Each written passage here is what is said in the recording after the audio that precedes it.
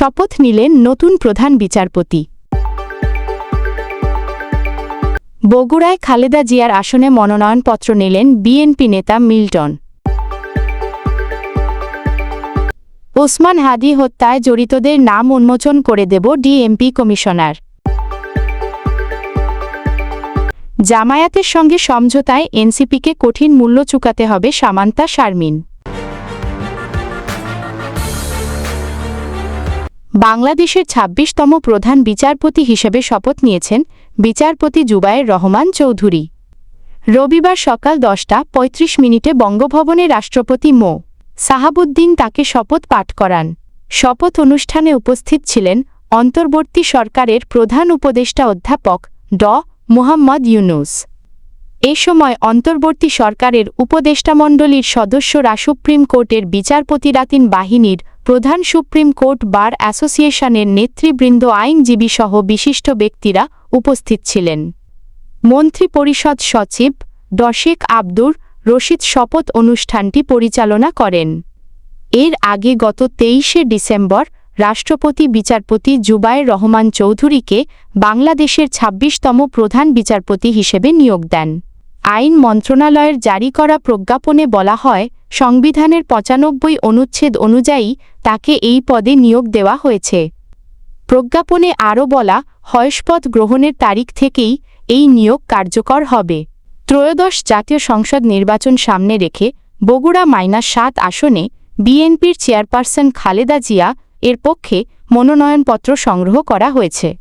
একই আসন থেকে মনোনয়নপত্র সংগ্রহ করেছেন গাবতলী উপজেলা বিএনপির সভাপতি ও সাবেক উপজেলা চেয়ারম্যান মোর্শেদ মিল্টন।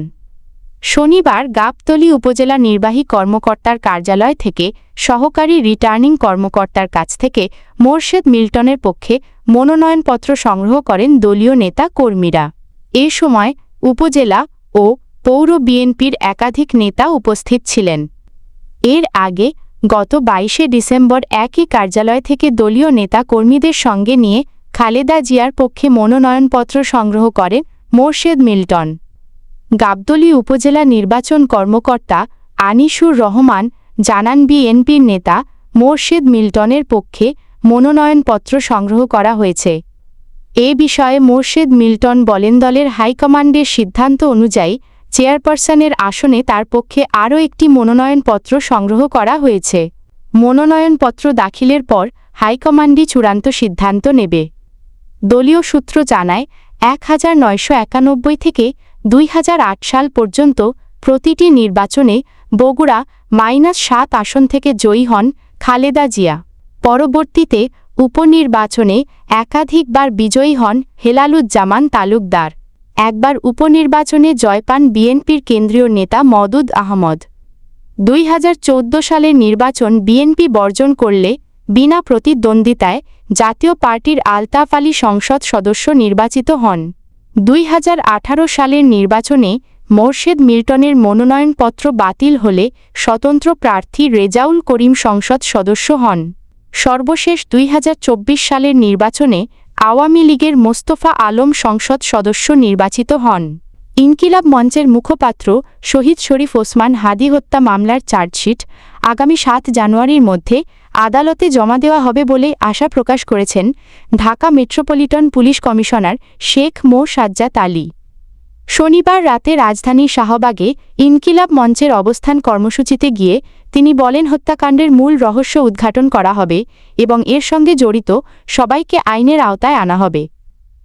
এ সময় উপস্থিত ছিলেন তথ্য ও সম্প্রচার মন্ত্রণালয় এবং পরিবেশ, বন ও জলবায়ু পরিবর্তন ও পানি সম্পদ মন্ত্রণালয়ের উপদেষ্টা তারাচিহ্ন সৈয়দা রিজওয়ানা হাসান তারাচিহ্ন সহ ডিএমপির ঊর্ধ্বতন কর্মকর্তারা।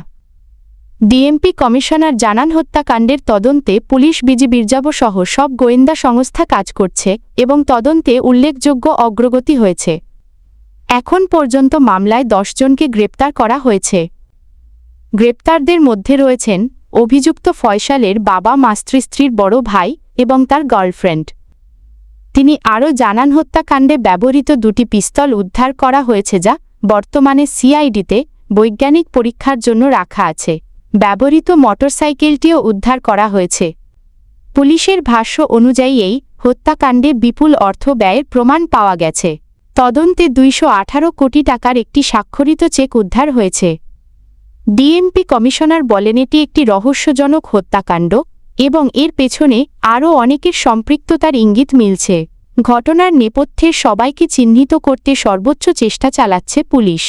বাংলাদেশ জামায়াতে ইসলামীর সঙ্গে সমঝোতায় গেলে জাতীয় নাগরিক পার্টিকে এনসিপিকে কঠিন মূল্য দিতে হবে বলে মন্তব্য করেছেন দলটির সিনিয়র যুগ্ম আহ্বায়ক সামান্তা শারমিন। রোববার সকালে নিজের ফেসবুক পোস্টে তিনি বলেন, বাংলাদেশ জামায়াতে ইসলামী নির্ভরযোগ্য রাজনৈতিক মিত্র নয়। তাদের সঙ্গে কোনো সহযোগিতা বা সমঝোতা এনসিপির জন্য ক্ষতিকর হতে পারে। সামান্তা শারমিন জানান, এনসিপির মূলনীতি রাষ্ট্রকল্প ও রাজনৈতিক দর্শন জামায়াতের অবস্থান থেকে সম্পূর্ণ ভিন্ন। বিচার সংস্কার এবং গণপরিষদ নির্বাচন, এই তিনটি বিষয়কে কেন্দ্র করেই এনসিপির রাজনীতি গড়ে উঠেছে। এসব বিষয়ে অভিন্ন অবস্থান ছাড়া কোনো রাজনৈতিক জোট সম্ভব নয় বলেও তিনি মন্তব্য করেন। তিনি আরও বলেন, সংস্কার ইস্যুতে অতীতে জামায়াতের ভূমিকা এনসিপির অবস্থানের সঙ্গে সাংঘর্ষিক ছিল। এ কারণেই দলটি এককভাবে 300 আসনে প্রার্থী দেওয়ার ঘোষণা দেয় এবং স্বতন্ত্রভাবে নির্বাচনে অংশ নেওয়ার প্রস্তুতি নেয়। সবশেষে সামান্তা শারমিন বলেন, জামায়াতের সঙ্গে জোটে আপত্তি জানানো মানেই বিএনপির পক্ষে অবস্থান নয়, বরং দীর্ঘদিন ধরে যে নীতিগত অবস্থান এনসিপি ধরে রেখেছে তিনি নিজেকে সেই আদর্শের সৈনিক মনে করেন। বিএনপি বা জামায়াত যে কোনো পক্ষের সঙ্গে জোট এনসিপির সাংগঠনিক ও রাজনৈতিক নীতির পরিপন্থী বলেও তিনি উল্লেখ করেন।